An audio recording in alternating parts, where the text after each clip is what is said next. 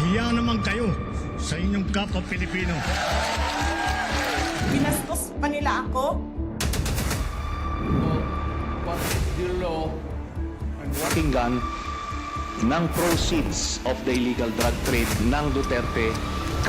You're a law enforcement, the highest law enforcement official being head of PNP. Yeah. And now you're hiding this scoundrel, this fugitive.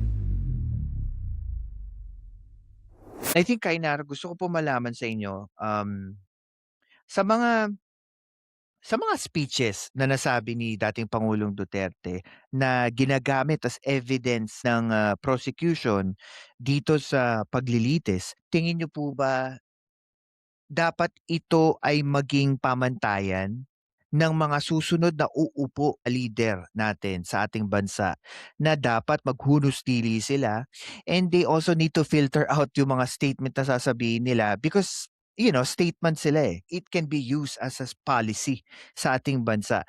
First is, do you think they need to adjust yung narrative nila? And second, makakaapekto ba to sa idea of law and order na pwede nilang i-push kung may papasok ulit na panibagong presidente? Kasi ito yung naging excuse ni Duterte dati na kaya siya harsh magsalita because he is pushing the law and order aspect ng kanyang kampanya before. So what do you think about that? Hindi ka na maghahanap ng konkretong halimbawa o pangyayari. We have it right, no? Yung mismong kaso sa ICC. Ayan ay bunga ng reckless na paggamit siguro ng free speech, no?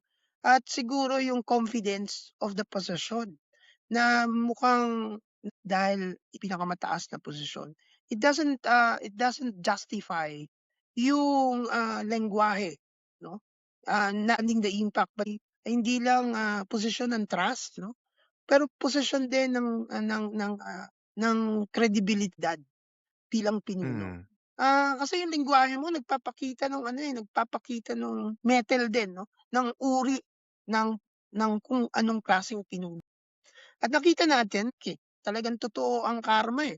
Umiikot lang ang buhay at mananagot ang mga taong nag-abuso at sumobra. Pero just the same, ang isa pang pinakikita ng karanasang ito ay yung mga karapatan na meron tayo na kahit yung mga nagkasala o may ginawang mali ay nabibigyan ng pagkakataon ipagtanggol ang kanyang sarili. Yun yung mismong inagaw dun sa mga nawala, dun sa mga pinatay nung panahon ng kasi lalo na yung ating mga kabataan, feel kas it dictates even the future ng mga henerasyon. Iba talaga kapag